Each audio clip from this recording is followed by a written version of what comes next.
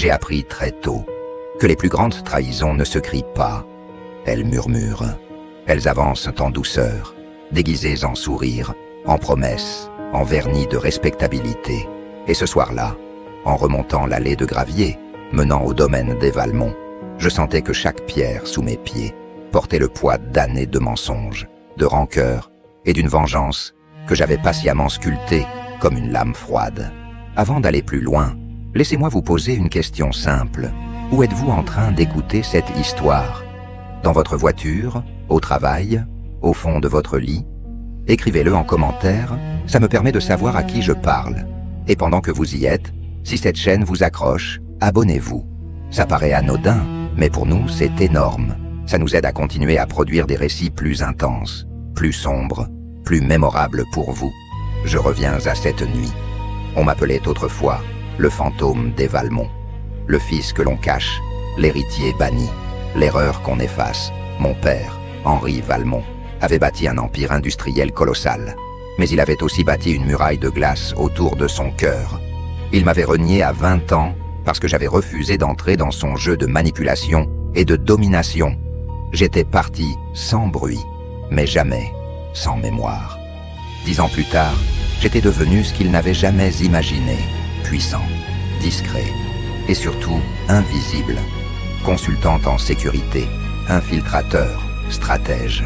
Un homme que les élites appellent quand tout va mal, mais dont personne ne connaît vraiment le visage.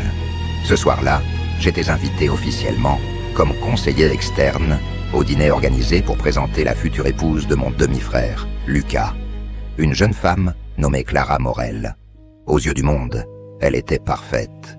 Diplômée d'une grande école, élégante, ambitieuse, impeccablement lisse. Aux yeux de mon père, elle était l'allié idéal pour consolider son empire.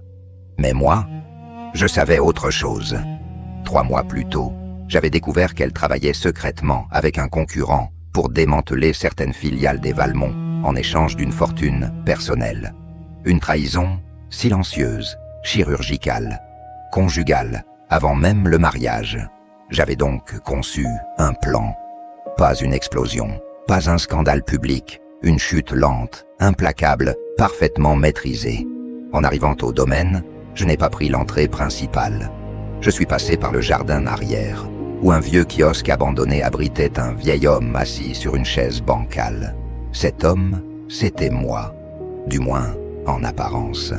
J'avais enfilé un costume usé, maquillé mon visage pour paraître fatigué, fragile, presque pitoyable. Une simple expérience sociale avant l'épreuve finale. Je savais que Clara passerait par là en arrivant plus tôt pour se préparer. Et je voulais voir qui elle était vraiment quand personne ne regardait.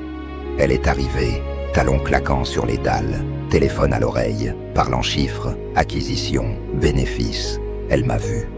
Elle s'est arrêtée une seconde, puis a détourné le regard. Je me suis raclé la gorge. Elle a soupiré, visiblement agacée, mais s'est approchée. « Vous voulez quelque chose ?» a-t-elle demandé, froide comme du marbre poli. Je lui ai répondu d'une voix tremblante, que j'avais faim, que j'étais perdu, que je n'avais nulle part où aller. Elle a fouillé dans son sac, a sorti une barre énergétique et me l'a jetée presque méprisante.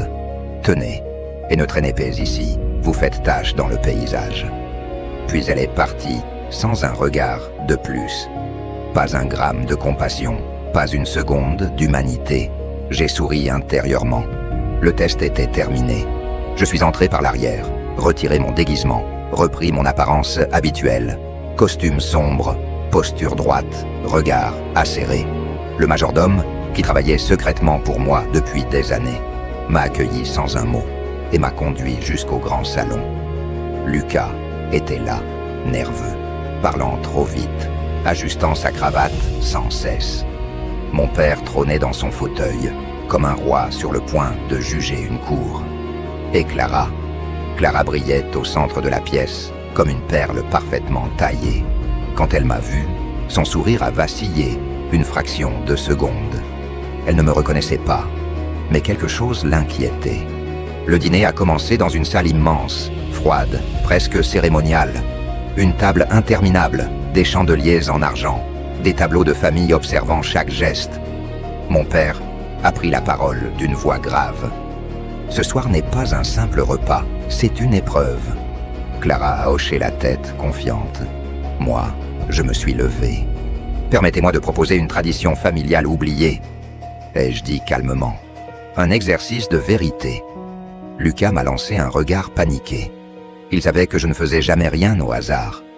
J'ai sorti de ma poche une petite clé USB et l'ai glissée dans un écran mural dissimulé. Instantanément, des documents ont apparu. Contrats secrets, échanges de mails, preuves irréfutables de la trahison de Clara. Le silence est devenu assourdissant. Elle a pâli, puis rougi, puis tremblé. « C'est un montage », a-t-elle crié. Mon père s'est tourné vers elle, le visage impassible. « Continuez », m'a-t-il ordonné. J'ai alors projeté une deuxième vidéo, celle de ma rencontre avec elle dans le jardin, quand elle m'avait traité comme un déchet. Lucas s'est levé brusquement. « Clara, qu'est-ce que c'est que ça ?» Elle a éclaté en sanglots, mais ses larmes étaient celles de quelqu'un pris la main dans le sac, pas d'une innocente. Je me suis approché lentement d'elle.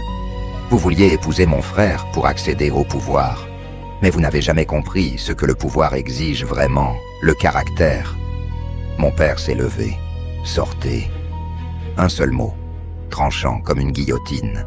Clara a été escortée dehors par la sécurité. Lucas s'est effondré sur sa chaise, brisé, humilié, détruit. Alors mon père s'est tourné vers moi pour la première fois depuis 10 ans. « Tu es donc revenu ?» J'ai soutenu son regard. Je ne suis jamais vraiment parti. Il a souri, un sourire rare, presque douloureux. Tu as vengé notre nom, mais aussi ton propre exil. Je me suis assis en face de lui. La vengeance n'avait pas été spectaculaire. Elle avait été chirurgicale, implacable et profondément satisfaisante. Plus tard, quand la nuit est tombée, Lucas est venu me voir seul dans le jardin. Il ne m'en voulait pas. Au contraire. « Merci », a-t-il murmuré. « Tu m'as sauvé d'un mariage bâti sur un mensonge. » Je lui ai posé la main sur l'épaule. Les vraies batailles familiales ne se gagnent pas avec la colère, mais avec la vérité. En quittant le domaine, j'ai jeté un dernier regard au manoir des Valmont. Froid, majestueux, impitoyable. J'y étais entré comme un fantôme banni. J'en suis sorti comme un homme réhabilité. Et ce soir-là, j'ai compris que la plus belle vengeance n'est pas celle qui détruit, mais celle qui révèle. Alors dites-moi, qu'auriez-vous fait à ma place? Auriez-vous exposé Clara publiquement ou auriez-vous agi autrement? Laissez votre avis en commentaire. Et si cette histoire vous a tenu en haleine jusqu'au bout, soutenez-nous. Likez la vidéo, abonnez-vous à Vengeance Froide et activez la cloche. Chaque abonnement nous permet de vous offrir des récits encore plus sombres, plus intenses, plus inoubliables. À très bientôt pour une nouvelle vengeance.